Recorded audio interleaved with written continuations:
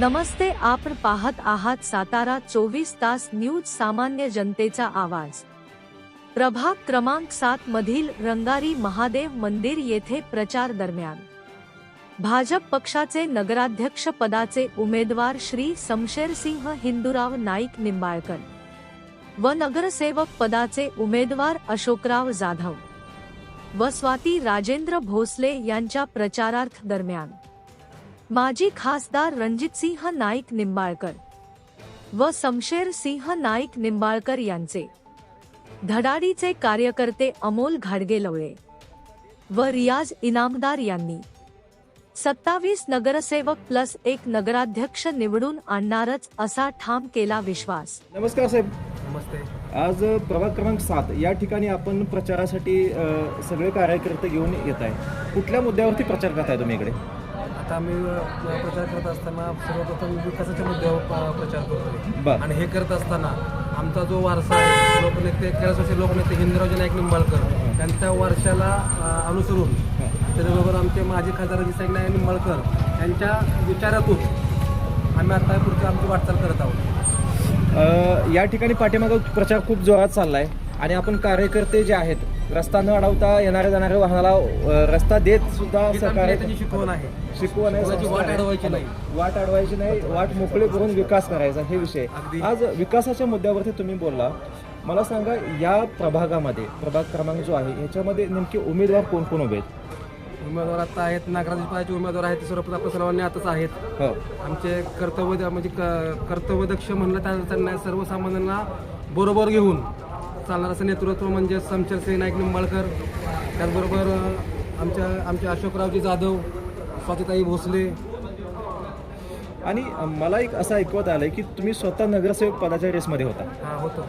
मग तुम्ही नाराज झालाय? अजिबात नाही। माझ्या तुम्हाला दिसण्यावर याच्यावरून वाटतं असेल थोडं तरी, चेहऱ्यावरनं तसं जाणवत नाही। जाणवणारही नाही। आम्ही आमच्या नेत्याचे आदेश मानणारे कार्यकर्ते आहोत। जो त्यांचा निर्णय आमच्यासाठी अंतिम असतो। तुम्ही निष्ठावंत कार्यकर्त्यासारखं आजही दादांच्या सोबत आहात। आज त्यांच्याकडे लोकसभेची उमेदवारी नसेल रणजितसिंह नाईक निंबाळकर यांच्याकडे, तरी सुद्धा नगराध्यक्ष पद आहे, त्यासाठी त्यांचे बंधू उभे आहेत। विधानसभे आमदार सचिन कांबळे पाटील हे खूप मोठं बलस्थान आहे। आज मला सांगा, फलटणच्या विकासाचं तुमचं विजन काय नाही? विजन तर आता सहसा सांगायला गेलं तर हे प्रत्येकातून तुम्ही ऐकत आलेला आहात। हो, असं मी तुमच्या तोंडून मला ऐकायचं आहे की तुम्ही फलटणसाठी नेमका कुठला विकासाचा मुद्दा किंवा लोकांना कुठला संदेश देऊ इच्छिता? सर्वप्रथम जे आमचे खासदार आहेत रणजितसिंह नाईक निंबाळकर यांच्या माध्यमातून जे आता विकासाचे चालू आहे, तुम्ही मल्टरमध्ये पाहू शकताल। त्यांनी आता खेळाडूंसाठी युवा खेळाडूंसाठी एक नवीन स्टेडियमचा उभारण्याचा प्रकल्प हाती घेतलेला आहे।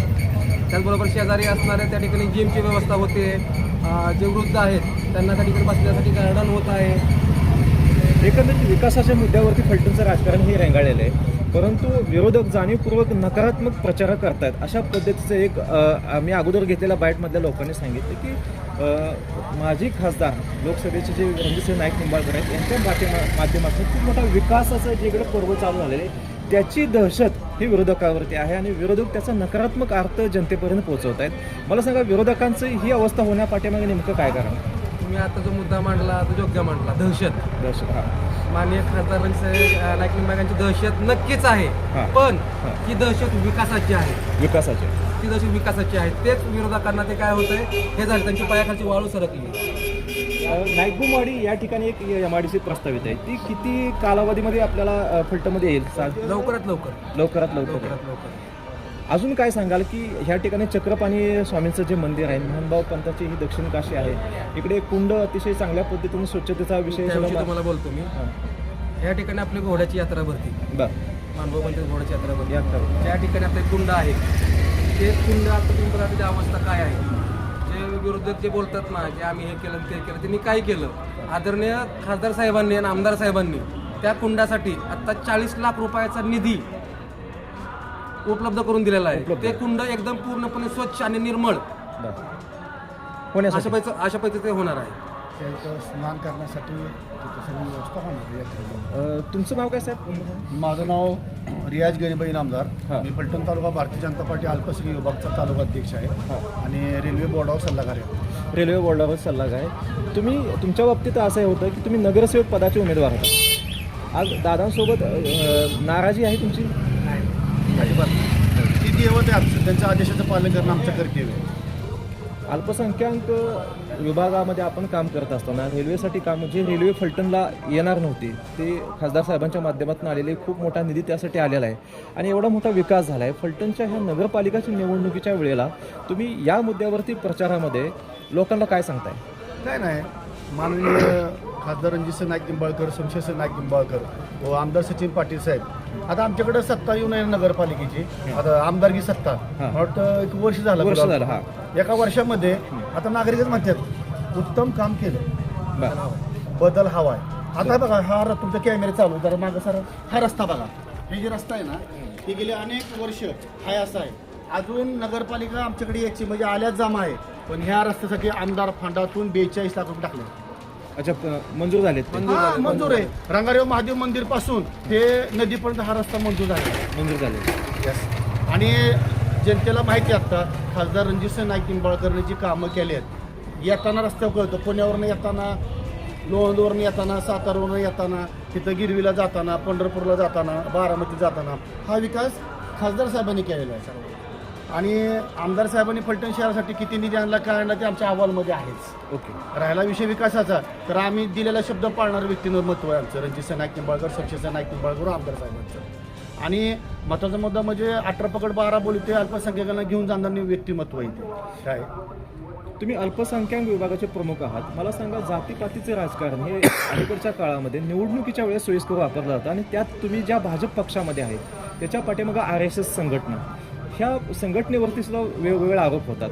तुम्ही गेली किती वर्ष ह्या संघटनेत आहात आणि दादांसोबत किती वर्ष आहे तुम्ही? आम्ही स्वर्गीय लोकनेते हिंदराव नाईक निंबाळकर, शमशेर नाईक निंबाळकर, रणजित नाईक निंबाळकर बरोबर 35 वर्ष मी काम करतो. 35 वर्ष झालं काम. 35 वर्षामध्ये मला जातपेची काही विशेष नाही.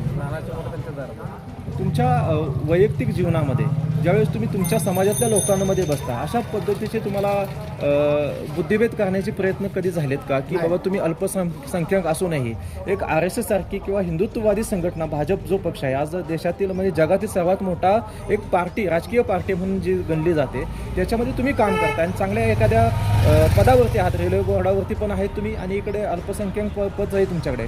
मग अशा पद्धतीचा बुद्धिभेद करण्याचे प्रयत्न जर कधी झाले असतील तर त्यांना तुम्ही काय उत्तर देता? कसं आहे माहिती आहे का, आमचे जे नेते आहेत स्वर्गीय लोकनेते हिंदराव नाईक निंबाळकर, शमशेर नाईक निंबाळकर, माढा मतदारसंघाचे पाण्याचा खासदार रणजित नाईक निंबाळकर व आमदार सचिन पाटील साहेब यांच्या विचारामध्ये शिवछत्रपती शिवाजी महाराजांचे विचार आहेत. ती नेहमी 18 पकड 12 बोली त्याला घेऊन जाणारी व्यक्ती होतो. त्यांच्याकडं सर्व समाजाचे कार्यकर्ते आहेत, त्यामुळे तिथं हा विषयच नाही आहे. जाती, धर्म, पंथ ह्याचा भेदभाव कधीही या गटामध्ये होणार नाही. आमच्या पूर्ण पक्षात होणार नाही, कार्यकर्त्यामध्ये होणार नाही. आज फलटण नगरपालिकेची निवडणूक चालू असताना विरोधकांच्या मार्फत आपल्यावरती काही गोष्टी ज्या आहेत की फक्त आणि फक्त राजकारण करणं यासाठी जाणीवपूर्वक हेतू परस्पर काही मुद्दे उपस्थित केले जातात आणि त्या विकासाच्या मुद्द्यावरनं फलटणच्या जनतेचं लक्ष हटवायचा एक प्रयत्न असू शकतो का? दुसरा प्रश्न माझा असा आहे की फलटण येणाऱ्या ह्या निवडणुकीत फलटणकरांच्या विकासासाठी जो आपण सगळीकडे प्रचार करताय, विकासाच्या मुद्द्यावरती आपण जे हे प्रचार करताय त्याच्यामध्ये अजून कुठले मुद्दे तुम्ही ॲड कराल? आता बघा, ही इलेक्शन आहे.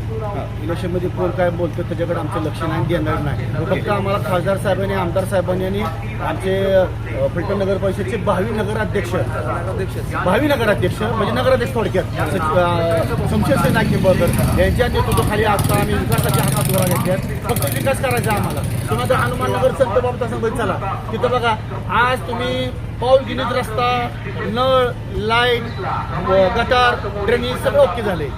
आमच्याकडं सत्ता येणार आहे, नगरपालिकेत आम्ही विकास करणार एवढं सांगतो मी. आणि आमची कमळ खूण आहे, आम्ही घड्याळ खूण आहे. फक्त एवढंच पत्रकार बंधू तुमच्या माध्यमातून सांगू शकतो मी, येणार नगरपालिकेला नगराध्यक्ष शमशेर नाईक निंबाळकर व आमचे सगळे 27 नगरसेवक कमळ घड्याला मतदान करून भरघोस मतदान निवडून द्या. आम्हाला संधी काम करण्याची संधी एवढं बोलतो आणि जय हिंद, जय महाराष्ट्र.